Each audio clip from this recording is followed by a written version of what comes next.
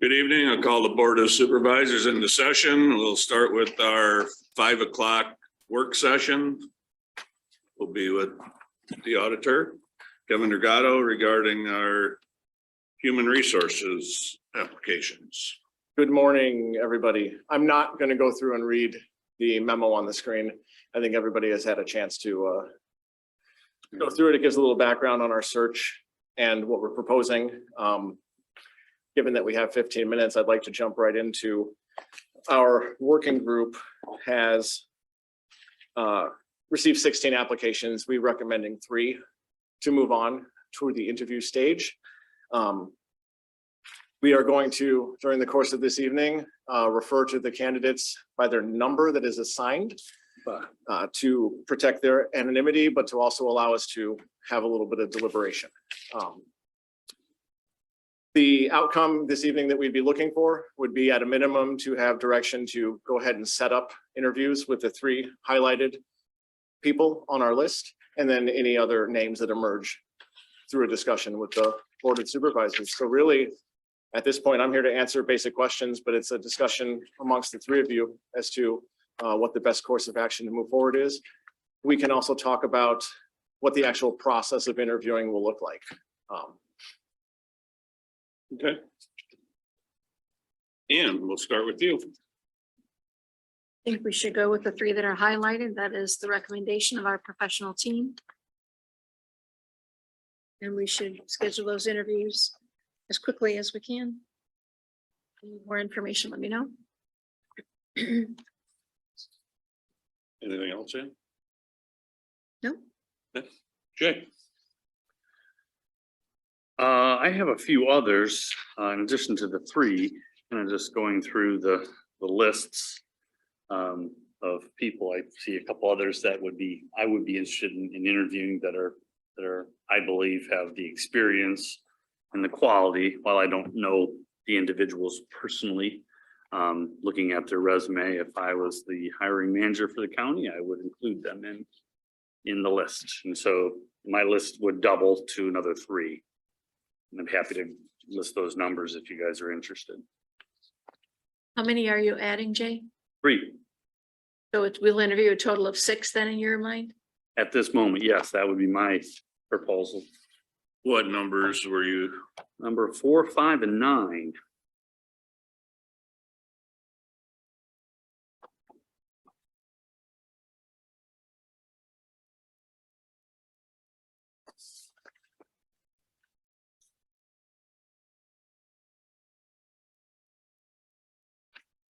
I guess I wouldn't have an issue with that. I went through all the applications.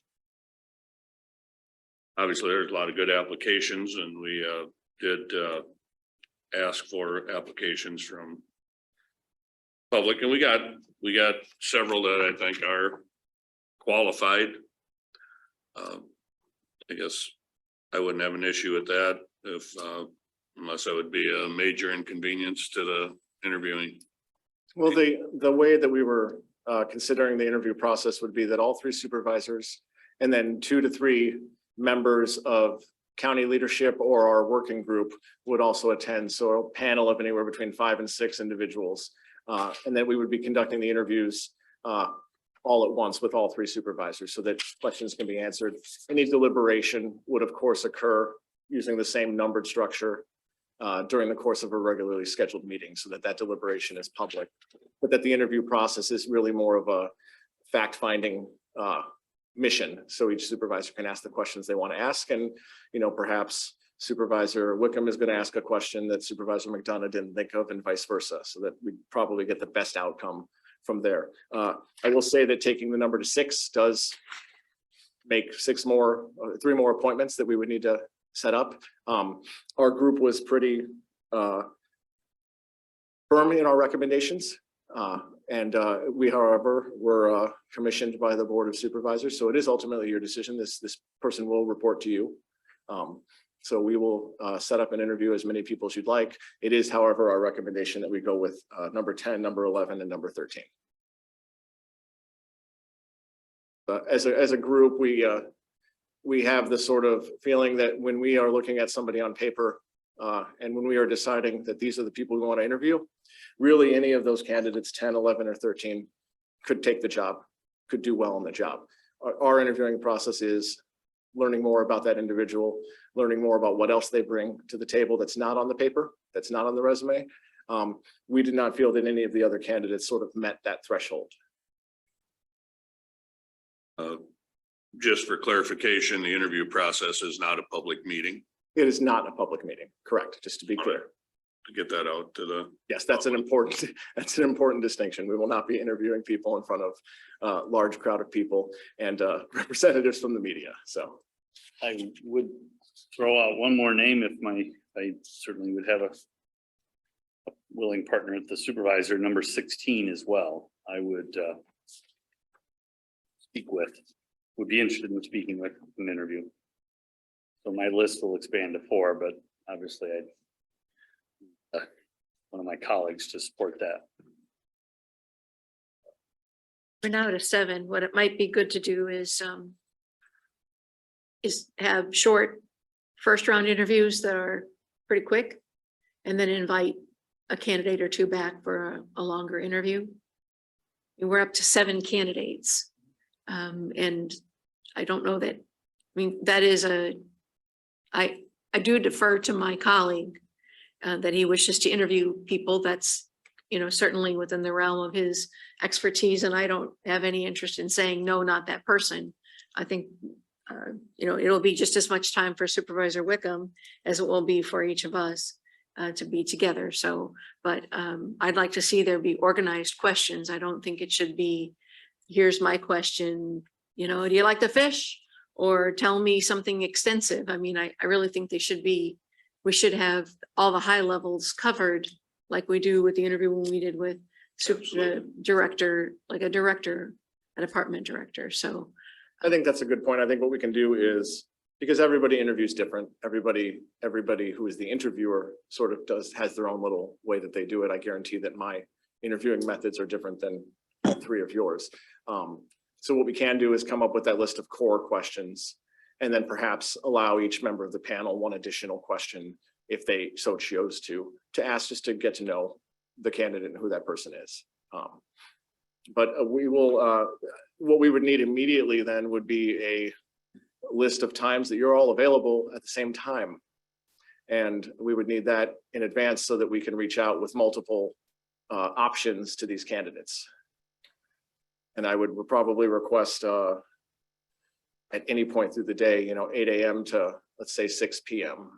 To figure out what sort of times that you all have that we can get you in the same room, probably over, given that there's 7 potential candidates, probably over 2 to 3 days. It'll take us to get through those 7, depending on people's schedules. oh, you have to work with the candidates to see when they're available. Absolutely. would anyone have interest in doing a shorter, more concise credentials or experience kind of interview, maybe via Zoom, because those tend to go quickly one to the next? That wouldn't be a bad idea either, just do it on Zoom. Yeah, I think those are all good ideas. I think most importantly, it's probably going to be helpful of how we decide. Is it going to be the typical way we do it as far as a motion and second to move forward? Because we'll have these candidates, we'll go through the interview, and then we've got to, decide whether they continue to a second interview or not, or ultimately, it's the position. Maybe that's on a public meeting with a candidate or 2, but that's just as important. And I typically like to do that relatively soon after the interview, so you have information fresh. I'm sorry, I can't hear you. I would typically like to do that as soon after the interview, so the information is fresh in your head, no more than a day or 2 to make decisions. And I think if I like your idea of a short list, if we can decide, go to a short list and then start the process anew, or at least you have those candidates. So if we do the 7 and schedule them 15 minutes, 20 minutes for the initial interview. and cut it down to 2 or 3 for in-person interviews. I like that. That sounds good. And I think, Do you want it longer than that, Ann, or? No, I mean, I think we need to focus on their high level skills. We have a rather specific job description and skills that we were looking for. And I haven't heard, or I think we're still looking to fill that position with those job skills. And that would be my point. Here's the job description. Here's your resume. Tell me how you match. Another point that may change things down the road is that at least numbers 1 through 10, those applications came to us in July. So there may be a component of this list that has moved on, has found a position, or no longer wants the position. Well, let's stay focused on the 7 we've identified. Let's not, broaden it beyond that. Are we good with that? I think your point was to the 7, probably. Correct. That when we reach out to them, we might only get 3 or 4. That came to me as well, and that's why I wanted to expand the pool, is that's typical, particularly when Does the there's board- long of a gap. Does the board agree to move forward with numbers 4, 5, 9, 10, 11, 13, and 16 then? I am comfortable with that. I'm not going to have an objection to that. I'm good with it. All right. And then the format initially for those 7 candidates will be a 15-minute or so Zoom covering high level, focused on the actual duties listed on the job description and relevant experience. Does that sound appropriate to the board? I'd say 20 minutes would be fair. I'd like to do it over Zoom because no one meets each other. You just have a locked room, people come in and out, and it moves rather quickly. So my statement, Supervisor Wickham, was a 20-minute Zoom meeting that focuses heavily on their experience relating to the high level items that are on the job description, less so about getting to know the candidate, more technical to make sure that those. Yeah, I think I think having one trying to time out the questions, and there's 3 of us, and I don't know if there's other people involved in that interview. So not everybody gets a couple questions, or this take longer than 20 minutes. So that's maybe the first thing is of who's asking the questions. But I will say, as we've demonstrated from this board, supervisors can ask and say what they choose. And so it's good to have a plan, but Do you think we we're should not move it to restricted. 30 minutes? No, I think that 20 minutes is perfectly fine. To Supervisor Wickham's point, he's correct. You guys can ask whatever you want. I do think that an organized effort will make this a lot smoother and a lot more painless. I know in the years past, we have included the auditor, the sheriff, Sunnycrest administrator in these interviews because these are heavy users or heavy collaborators with that department. So at a minimum, I think you'd be looking at myself, the sheriff, and Danny, who would be At in the on this. initial round of interviews, at Correct. round 1, you want to have the sheriff and If they wanted to, I think that offer should be made to yeah, them. particularly if it's Zoom, I think that's a good idea. It's yes, and I I think wouldn't that- want to step on anybody's toes as far as. I think it's good to ask them. I think the other piece is that if they can observe, they can comment, and if they feel so inclined, make a recommendation. But it is only that. And so, just so. Yeah, no, group's there's clear. no confusion here. We can say whatever we want to say about the candidates. The 3 of you are the ones who are doing the hiring.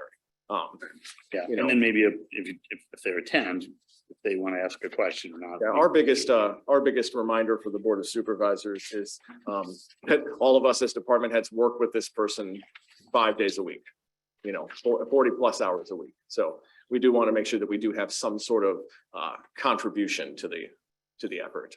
I would suggest that we have a scoring mechanism so that we do have high and low from those folks, recognizing that, again, this job description has changed tremendously from the last HR director because we removed so many of the pieces where the job was doing work for us particularly.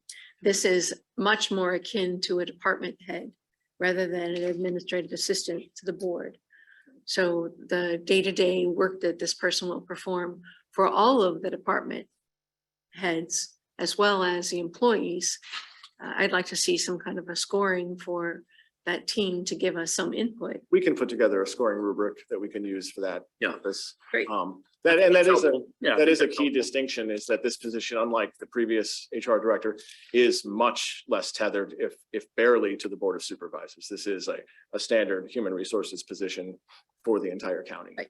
And that's why I will be taking into account the scoring of the other folks, other people who participate. Fair enough. You've given us a place to be, and we Times in the afternoons work for everybody here, you know, say 1 o'clock to 3 o'clock or 2 to 4 or. That I might have to do offline. Yeah, just send me your available schedules. We'll pile them on top of each other and see where the clear path is. And don't make any early plans for dinner. Appreciate your help. Thank you for the guidance. Thank you for Okay. your effort in bringing us to this point, and the other team members too. I appreciate it. I would like to get this concluded. It's been many months. We are getting close. So this will be the beginning of the last leg. So Thank you very much, Kevin, to you and your team for going through all this and getting us down to where we're at now. So greatly appreciated. All right, we'll move to our 5:15 ARP application. Todd Dalsing and Molly Grover.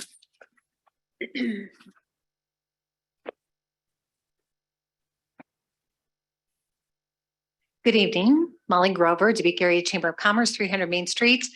Thank you so much, supervisors, for the opportunity to present to you tonight. Todd and I are here to support the Chamber's County ARPA grant application, and we want to share information that will bring you up to speed. So feel free to ask any questions along the way as well. Go ahead and go to the first slide. Okay.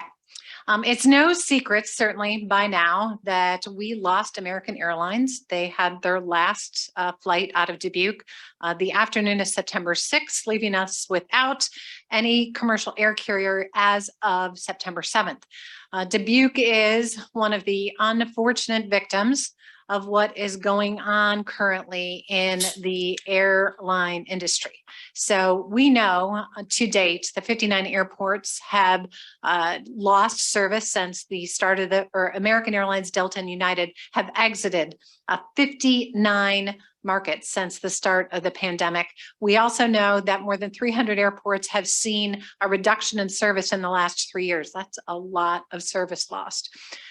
Regional markets like ours, like the Dubuque Regional Airport, are taking the brunt of the impact. They're smaller markets, less volume, in favor of the bigger, larger hub markets where the airlines have more ability to serve large volumes of people. Airline capacity is down, but air travel demand is up, especially for leisure. We can't emphasize enough the air service industry is being impacted by a pilot shortage, by staff reductions, 50,000 fewer employees than there were pre-pandemic. A lot of those are pilots. There were pilots that got early retirements. There were pilots that were laid off because no one was flying. There were pilots that chose to leave their particular carrier and went into maybe general aviation. The airline industry is simply strapped. You see it on the news all the time where flights are canceled. You're seeing reduction in flights from markets all across the United States, and that is primarily due to the pilot shortage / staffing shortage. You can move the pieces around a lot when it comes to air service. The one thing that you can't do is you can't fly a plane without pilots. Let's go to the next one. So we have a Air Service Task Force. It is a partnership with my friends at the Dubuque Regional Airport, Todd Dalsing. This has been around for years and years and years. It was in place when I started. The task force represents people from the public and private sector, leaders we all know and respect. Their purpose is to educate, advocate, and engage the community on air service issues. Before we lost American Airlines, it was certainly to help provide a compelling business case to enhance air service to additional hubs and create additional routes. The task force members assist the Dubuque Airport with recruitment and retention of air service on an ongoing basis. Let's go next. So this is an example of the people that serve on the Chamber Air Service Task Force. It's a very robust committee. So we have representatives from the public and private sector, leaders' names that you know and recognize. We meet on a monthly basis. We go over the latest stats, the latest information, the latest developments. We talk about opportunities that may have arisen over the past month. We might talk to air service consultants that we have met with, but it's all in the name of a laser focus, if you will, on local air service out of the Dubuque Regional Airport. Go ahead and go to the next. Are these the same slides that you have in our packet? So I don't know if Ed provided them to you or not, but I see the reporter taking. They look very screenshots. similar. There were no slides in the packet, so this was not published. Separate email. Okay, so Ed sent it to us separately. Right. okay. We good? It looks Okay, very, good. it looks very familiar. Okay. The Air Service Task Force goal, and working in partnership with our partners in the public and private sector, we're seeking to restore, sustain, and enhance commercial air service to the Dubuque Regional Airport. Go ahead, next one. So the task force, our main objectives, what do we hope to get out of this? Well, we want to restore daily commercial air service to major hubs with connecting flights. That's really crucial to the business community. Begin weekly commercial air service to leisure destinations. Up until now, this is a market that we have not been able to capture, and we lose the majority of our market to other airports that do offer ultra low cost carrier service and leisure destinations. We also want to support the Chamber Coalition to restore, sustain, and enhance service. That was a mission grant that we were very honored and grateful to get from the DRA, and that's about building a national coalition with communities that are like Dubuque to talk about air service. How can we work together as a united front with one voice on this mission to restore air service to our communities? So no, not yet. So what we are doing is our strategy includes talking to legacy and alternate carriers. So the legacy carriers are those names that we know and recognize: United, Delta, American, Southwest. Legacy and alternate carriers, less known names, but Cape Air, Southern Air, those are conversations that we continue to have, and we continue to make sure that they're aware of the SCASD grant. We continue discussions with ultra low cost carriers providing weekly commercial service to leisure destinations. So when we go to an air service conference every single year and we talk to carriers, ultra low cost carriers are part of that conversation as well. And then the third part of it is we're developing that chamber coalition thanks to the support of the DRA grant to restore commercial air service. Okay, now go to the next. So is this you or me, Todd? This is you. Okay, you go. Thanks, Molly, and good evening, supervisors. Todd Dolsing, Dubuque Regional Airport. So talking about opportunity for an ultra low cost carrier and entering into an air service agreement, the airport and the chamber, we are currently negotiating with an ultra low cost carrier. We have been since about March, when we attended an air service conference. Meet and Hunt put that on down in the Phoenix area, and we met with several different carriers, including low cost carriers. And this agreement is, just so we're all aware, is performance based. So success depends on how many people utilize it, and it has a potential for adding more destinations, and we'll get to where we're going to go in a minute. So to date, the parties have negotiated, and I'll go into a little more detail on all of these on the next slide, but a 2-year agreement, airport fees waived, marketing funds, ground handling, and we're here today to request the final component to make the final offer, which is the minimum revenue guarantee of $1 million. And that's going to be over 2 years, asking $250,000 per year from the county and $250,000 per year from the city to equal $500,000 per year. Again, this is performance based, and any unspent funds may either be returned or potentially applied to new service. Next slide, Kevin, please.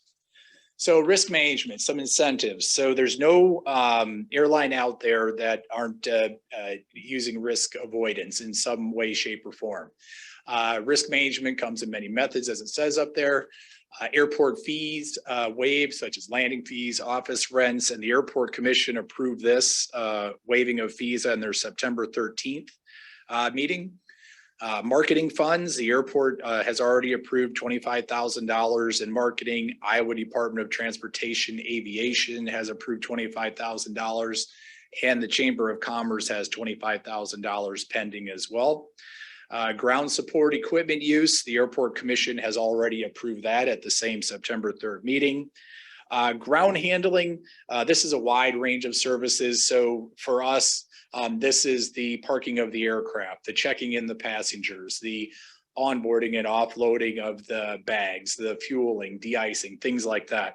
And really there's two options. So number one, the carrier can provide their own staff, or two, you can contract with an outside second party. And that's what we're currently negotiating with this ULCC now, that the Dubuque Jet Center will provide that ground handling service. The minimum revenue guarantee, I just want to include that's a definition. I won't have to read it to you. And in this case, a travel bank, those would be more for a legacy type carrier for daily scheduled service to a hub. And that's currently not on the table for negotiations. So some benefits of securing a ULCC. Obviously, some of the big ones: restore local commercial air service at the Dubuque Airport. Currently, we only have private and public charters. You all are familiar with Sun Country. We do destinational charters to Laughlin, Atlantic City, and Biloxi, and we do private charters. A good example would be like Major League Baseball and things like that. So this would have a return of air service on a weekly basis. Retain more of our market share at Dubuque's catchment area to demonstrate profitability and add future routes and potential carriers. So, just by bringing those folks in from our catchment area that we're currently leaking to other markets, not only could show that this ULCC will work, but also add ultra low cost carrier destinations and potentially make the case stronger for a daily hub on another carrier. Protect, restore federal funding and income. That's components for the airport. Reduce negative economic impact to airport and our community. So that's the economic impact study that we updated not too long ago. And recruit and retention of workforce by having access to local air service. Next slide. So in our 2021 true market estimate, and here's some of the data that we received from that, and we pulled this together. And by the way, not only is the airport looking at this when we go to make cases and we're talking with the air carriers at these conferences, but the air carrier is doing the exact same thing. So they're going to look at the numbers to make sure it even works for them as well. But our current negotiations are 4 flights a week to Florida, 2 to Orlando, 2 to Fort Myers on a 737 aircraft with a seating capacity of up to 189 passengers.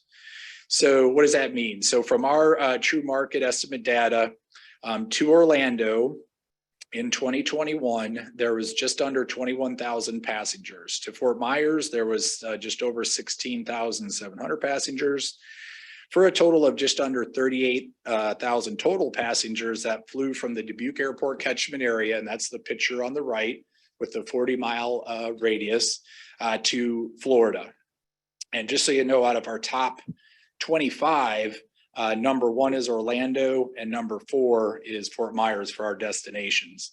They're out of our the remainder of the 25s, there's another 50, just under 53,000 passengers that flew to other Florida destinations. So in total in 2021, there was just over 90,000 passengers that flew from our catchment area, that 40-mile radius, to Florida from competing airports in 2021. And I can just give you, I jotted down a couple notes. They're also from our catchment area. Number 3 was Tampa, number 8, Miami, and then there's Fort Lauderdale, St. Petersburg, Orlando, St. Pierre, Punta Gorda, and there's even more if you went to look into the top 50. Next slide. Thanks, Todd. So in closing, what we're here for today is to respectfully and graciously request your support of our ARPA grant request of $250,000 a year for 2 years, a total of $500,000. The ARPA grant will restore commercial air service and regain passenger traffic. Really, really important perception and gets us points on the board, gets us back in the game. Reduce negative economic impact to airport and community. There are real jobs and payroll and total economic output that is going to be impacted. Protect federal funding to the airports and income to the airport. There is AIP funds, federal funds that require so many passengers a year, and it keeps that funding protected. Provide access to quality of life amenity. Workers and residents and businesses alike expect access as a quality of life amenity in the communities that they live in. Employer workforce and recruitment retention tool. In fact, some employers on the board of the Chamber of Commerce commented that they see this definitely as a great tool when they are looking to recruit and retain workforce as a retention tool. And last but not least, we want to have a really great opportunity before us to capture more of our market share. To this point has not been available. Market share that we have lost, the majority of our market share we lose to O'Hare because of the plethora, the diverse offerings, especially when it comes to ultra low cost carriers and those unbelievable fares that you see. And it should be noted that we are giving the same presentation to Dubuque City Manager next Monday, and he is recommending approval of the MRG funding at the City Council meeting. So with that, I close, and I think I was on time. Thank you very much, Molly. Thank you, Todd. Thank you very Appreciate the much. information. Comments? I appreciate the information. Thank you. Okay, if we go over. Chair. No, if it's quick. Two things, if you can just briefly talk about and confirm the $1 million related to the airport improvement plan, that program in the deplanements. And then secondly, the number of jobs that were in your, I have 14 jobs that were in your application for TSA and Avis and a few other associated ones. Yeah. Maybe we'll start with the $1 million. Is that at risk?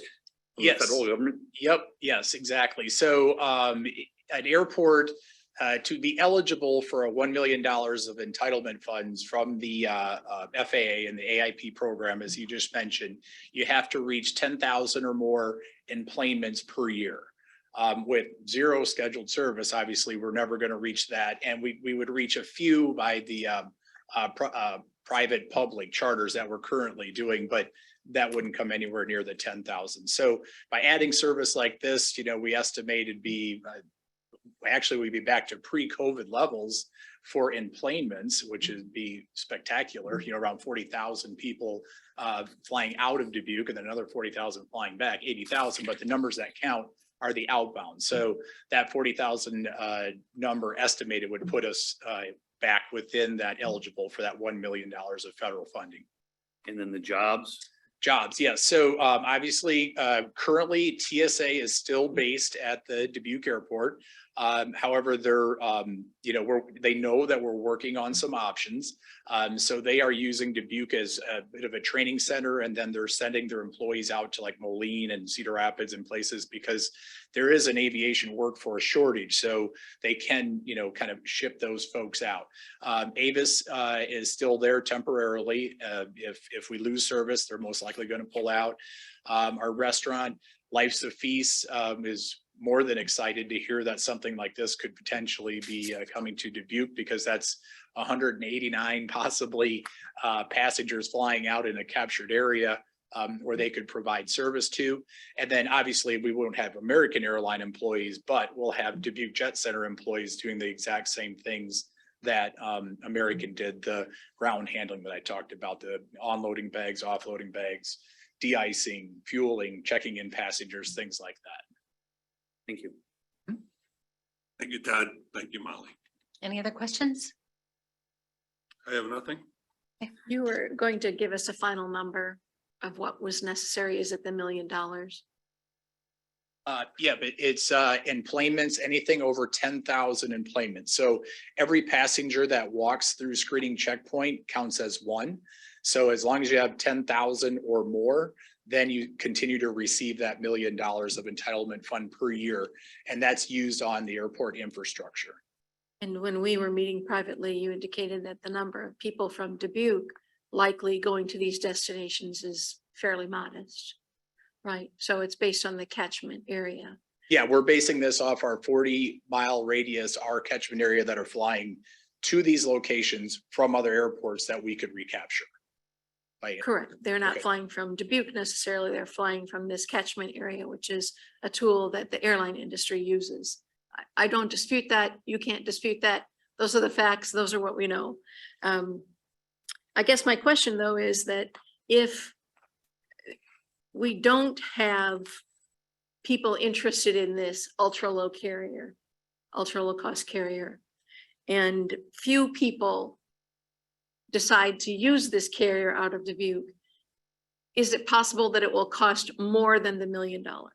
No, we'll sign an air service agreement and that'll be part of the agreement. It won't go over the $1 million. Okay, so that is the final number, Over $1 2 million. years. Yeah, correct.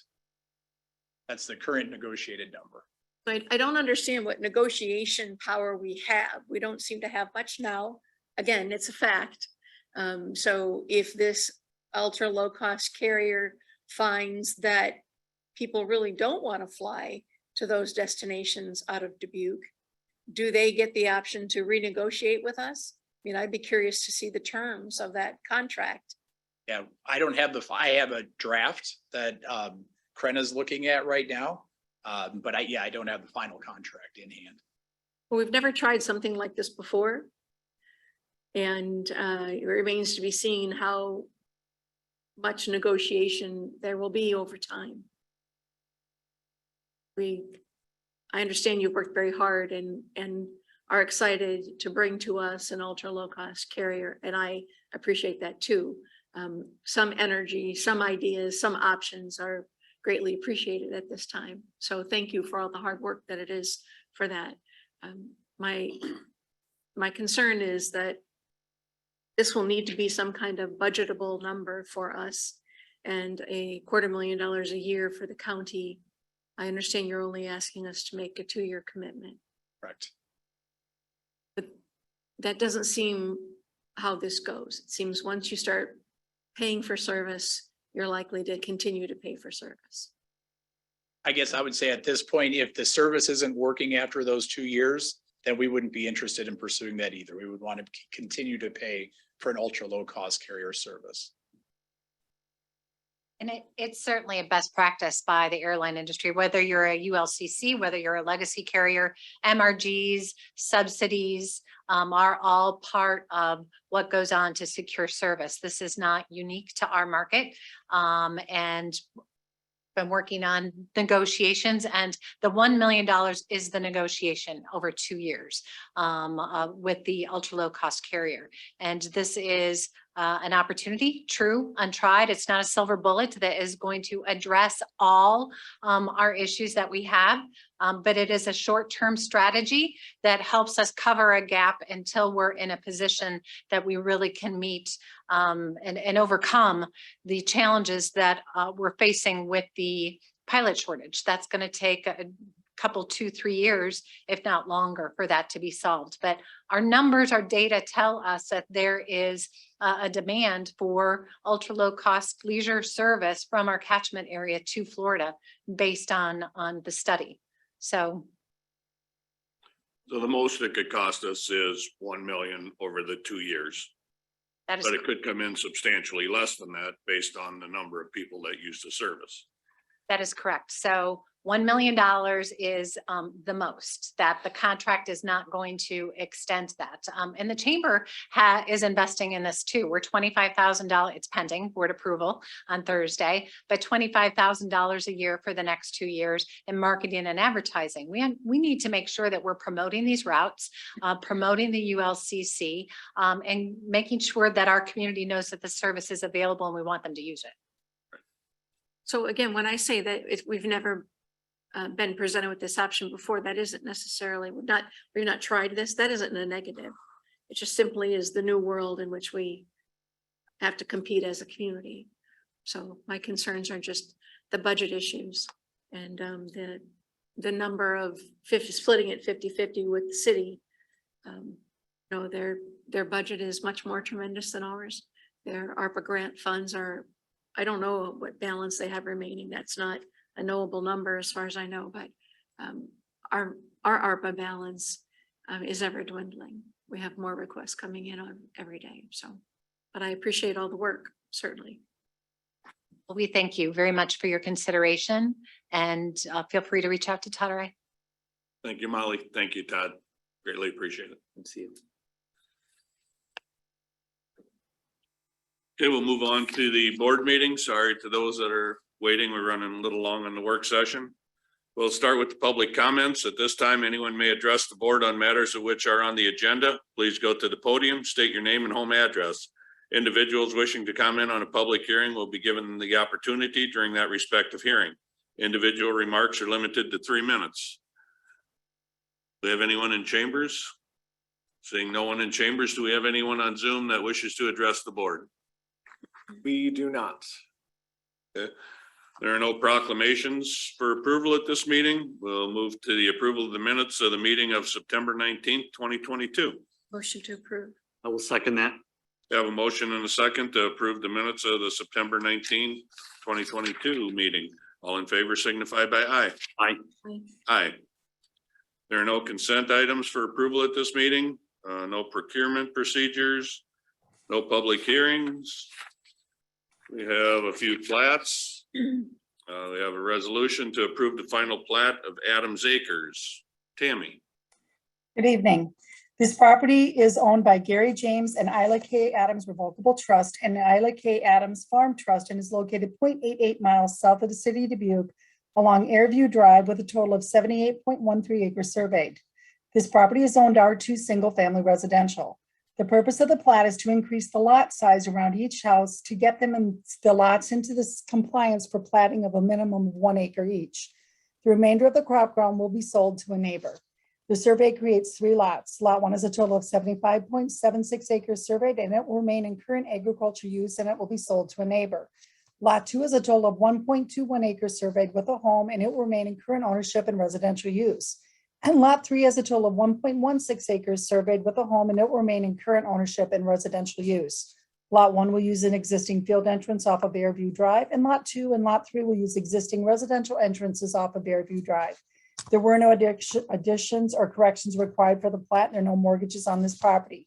This plat's been reviewed by myself as Plat's officer, has all the required signatures. I respectfully recommend approval.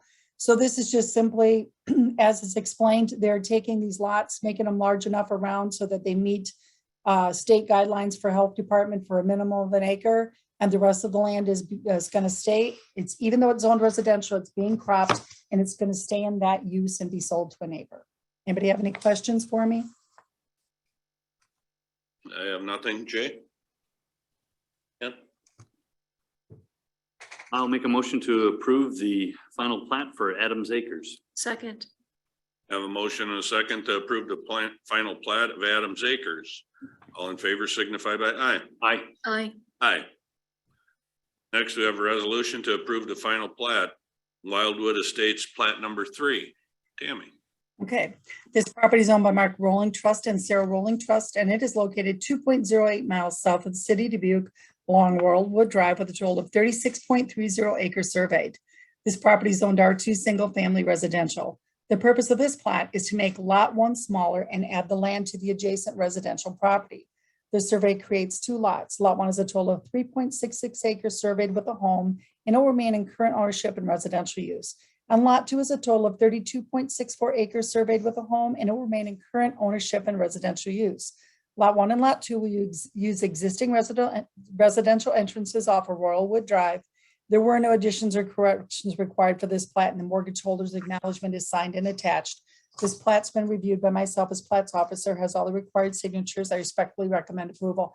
As you can see, lot 1 is being created and lot 2 is, the neighbor is just taking the adjacent land and lot 1 will still meet all the standards they need for the health department, county platting, and as well as the subdivision themselves. Is there anything that went through the zoning that like lot 1 can't be split, or can that be split to another? No, it lot? could, yeah, it's currently 2 lots as it is. And all they're doing is shrinking the 1 lot and adding the balance of that property to lot 2. And so there is no conditions or concerns. It meets the zoning requirements, it meets health requirements, and it's not adding any additional homes out here, and it's not adding any additional entrances. Okay. Yep. Motion to approve the final plat, Wildwood Estates plat number 3. I will second that. I have a motion and a second to approve the final plat of Wildwood Estates, plat number 3. All in favor signify by aye. Aye. Aye. Aye. Carries. We'll move to resolution to approve the final plat, Fugslang and Malloy subdivision, plat number 3. Tammy. The property is owned by Debbie Fulsang and is located 2.08 miles southeast of the city of Dubuque along Bradle Cove Road with a total of 5.887 acres surveyed. This property is zoned R2 single family residential. The purpose of the plat is to create a lot for the owner's son. The survey creates 2 lots. Lot 1 is a total of 4.257 acres surveyed with a home, and it will remain in current ownership and residential use. Lot 2 is a total of 1.630 acres surveyed, and it will be sold to Debbie's son for a new home in the future. Lot 1 will use a 66-foot wide access to public and utility easement off of Bradle Cove Road, and Lot 2 will use an existing 20-foot wide ingress-egress easement off of Bradle Cove Road. There were no additions or corrections required for the plat, and there are no mortgages on the property. This plat's been reviewed by myself as plat's officer, has all the required signatures. I respectfully recommend approval. As you can see, Lot 1 is just the current lot with a home. And then Lot 2 is the secondary lot that's going to be created for her son to put a home on there someday. And this property is also R2 single family residential. Anybody have any questions? No questions? Dan? I will make a motion to approve the final plat for Fugslang and Malloy subdivision. Second. I have a motion and a second to approve the final plat of Fugslang and Malloy subdivision, plat number 3. All in favor signify by aye. Aye. Aye. Next, we have a resolution to approve the final plat, Mcandrew Farm subdivision. Tammy. Okay. This property is owned by the estate of Lucille Mcandrew and Janice Tucker and is located 4.12 miles northeast of the city of Bernard along McCullough Lane with a total of 39.194 acres surveyed. This property is zoned A1 agricultural and A2 agricultural residential, and that was on zoning case number 0827 of 22. The purpose of the plat is to separate the existing farm home, the sheds and the silo, so a family member can remain in the home and the family can sell the remaining land. The survey creates 2 lots. Lot 1 is a total of 1.547 acres surveyed with a home, sheds, and a silo, and it will remain in current ownership and residential use. Lot 2 is a total of 37.647 acres surveyed, and it's going to be sold. Lot 1 is going to use an existing residential entrance off of McCullough Lane, and Lot 2 will use an existing field entrance off of McCullough Lane. There were no additions or corrections required for the plat. There are no mortgages on the property. This plat's been reviewed by myself as plat's officer, has all the required signatures. I respectfully recommend approval. So all this is putting, there was 1, 2, 3, 4 lots, and they're taking the one out for the home that we approved the A2 for, and the rest of the property is getting placed into one lot, and that's the lot that you see is the 37 acres, or 37.647 acres. Does anybody have any questions for me? Yeah. Good. To approve the final plat of Mcandrew Farm subdivision. I will second that. We have a motion and a second to approve the final plat, Mcandrew Farm subdivision. All in favor signify by aye. Aye. Aye. Aye. Move on to action items. I have a resolution to approve the hiring of deputies, assistants, and clerks. I'll make a motion to approve. Second. I have a motion and a second to approve the hiring of deputies, assistants, and clerks. All in favor signify by aye. Aye. Aye. Aye. Next, we have a resolution to approve for approval of the purchase of service swap contract for the city of Bernard. That We is, do have Ed Raber on Zoom if there are any questions. Otherwise, the board feel free to move forward. that is in the amount of 18,000.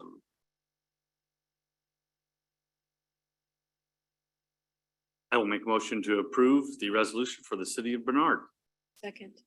Have a motion and a second to approve the resolution for the purchase of service swap contract for the city of Bernard. All in favor signify by aye. Aye. Aye. Aye. Next, we have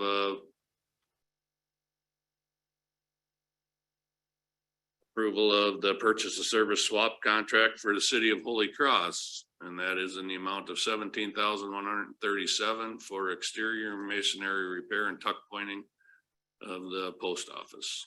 Motion to approve. I will second that. Have a motion and a second to approve the purchase of service swap contract for the city of Holy Cross. All in favor signify by aye. Aye. Aye. Next, we have resolution for the approval of the purchase of service contract for the city of Worthington, and that is in the amount of $9,540, and that's for a new wellhead treatment of water for Jordan well number 2. I'll make a motion to approve the resolution for the city of Worthington. Second. We have a motion and a second to approve the purchase of service swap contract for the city of Worthington. All in favor signify by aye. Aye. Aye. We have a resolution for the approval of the purchase of service swap contract for the city of Luxembourg. And that is Commercial Avenue paving project, storm sewer and valve box extension not to exceed $272,000. Motion to approve. I will second that. Have a motion and a second for the approval of the purchase of service swap contract for the city of Luxembourg. All in favor signify by aye. Aye. Aye. Next, we have a resolution to approve the purchase of service swap contract for the city of Rickardsville. And that is in the amount of $500,000, and that's the sewer relocation along Route 3. I'll make a motion to approve the resolution for the city of Rickardsville. Second. You have a motion and a second for the approval of the purchase of service swap contract for the city of Rickardsville. All in favor signify by aye. Aye. Aye. Next, we have a resolution for the approval of the purchase of service swap contract for Bell Tower Productions. That is for the summer musical program not to exceed $35,000. Motion to approve. I will second that. You have a motion and a second to approve the purchase of service swap contract for Bell Tower Productions. All in favor signify by aye. Aye. Aye.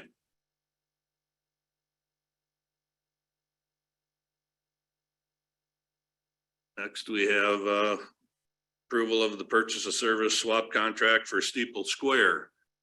And that is empowering Dubuque economic mobility, food security, and a vibrant future not to exceed $500,000. I'll make a motion to approve the resolution for Steeple Square. Second. Have a motion and a second to approve the purchase of service swap contract for Steeple Square. All in favor signify by aye. Aye. Aye.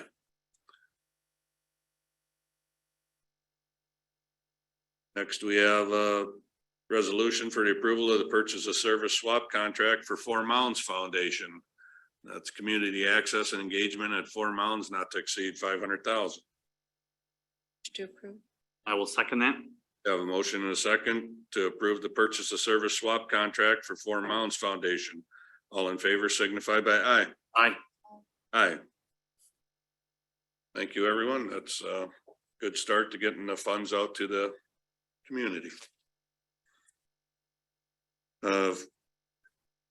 For communications, we have a manure management plan, AAA pork number 69269, and that was just a crop rotation change, I believe. Let's try something new this evening. The board actually does not need to take action on communications. You can simply, Don't have to receive and file or anything. we're already receiving and filing it by publishing. So Yes. there's no need for a vote. The colleagues good with that? Good with that? Good with that, Ann? Sure. We can't do anything about these anyway. Certainly be the discretion of the auditor to place these on the agenda. We don't have an approval process of the agenda, so I will keep your discretion related to what appears on the agenda. Perfect. Thank you. Thank you, Kevin. We'll move to appointments, Board of Health. So we have 2 vacancies. All the applications were attached to that. I would remind the board that we have 2 vacancies, one with a term ending December 31st of this year, and one with a term ending December 31st of 2023. The other thing to note is that Mike Apicius, he resigned from the Sunnycrest Advisory Board a couple weeks ago. He's moving, so his application is old. It still is within the year requirement, but I don't see us appointing someone who's resigned from another board. Good. So the only male candidate is gentleman from Hillcrest, Mike Fidgen. Pigeons. So our terms for this are very short. One is a term expiring December of this year. Is that correct? Yes. And the other one will expire December of next year. December of 23. Correct. So Correct. Make a motion to appoint Michael Fidgen to the board for a term that expires December of 22. I will second that. a motion and a second to appoint Mike Fidgen to a term expiring December 31st of 2022. All in favor signify by aye. Aye. Aye. Aye. For the, You had two positions. Correct. open, You right? have one term ending 12/31/23 now. And we currently now with the appointment of Mr. Fidgen, we have 3 males and 3 females. Correct. right, so it can, well, it'd have to be a female, obviously. The remaining applications are all those of women. Short of the first one on the list. Diane Pape Freiberger's application is still before us because it remains in the file. It's we keep these on file for a year. So I don't know if the board wants to take action on that. I'm expecting that you don't. So we have 2 new applicants, Lisa Meyer and Pat Lemcool. Both are highly qualified to sit on this board and both would be great assets. Their references are amazing. So I think it's, I'm gonna defer to my colleagues. Looks like we have Unity Point reference for one candidate, and we have a medical associates reference for the other candidate. I do have a concern about having multiple employees of medical associates on our Board of Health. We have Dr. Hendrik Schultz is the Chief Medical Officer for Medical Associates. I went through the applications and 2 females are very qualified. I personally lean towards number 3. What's the name? Lemcool. Lemcool? Okay. Okay. I would echo my colleague's sentiments. All the candidates are very well qualified and I think will do a very fine job. So sometimes it makes it difficult to make those decisions when you have multiple volunteers that want to serve. But we do have a 7-person board, so I would defer if you have a lead candidate. I would most likely second any one of these individuals that are listed here. A motion to appoint Pat Lemcool to the Board of Health for a term that expires December of 23. I will second that. That expires this December. No, 23. Oh, Mike is this year. I'm sorry. Yeah.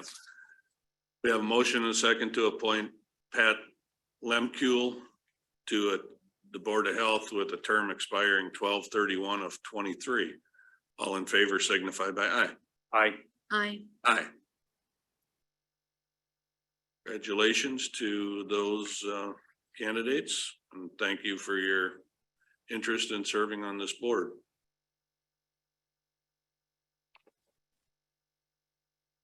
Next, we have personnel or open vacancies is for information only. Go to personnel requisitions for clerk 2 in the recorder's office. An employee has transferred to a different entity. Does anyone know where this candidate transferred to for this employee went from the recorder? Do you know? I believe the employee transferred to the treasurer's office, but that's, Down the hallway. Yeah. Okay, that's fine. Thank you. I'll make a motion to approve the personnel requisition. Second, You have a motion and a second to approve the personnel requisition for a permanent full-time clerk 2 for the recorder's office. All in favor signify by aye. Aye. aye. Aye.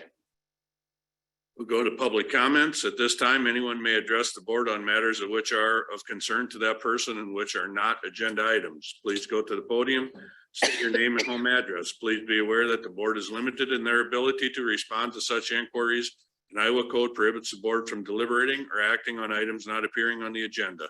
Individual remarks are limited to 3 minutes. Do we have anyone in chambers wishing to address the board?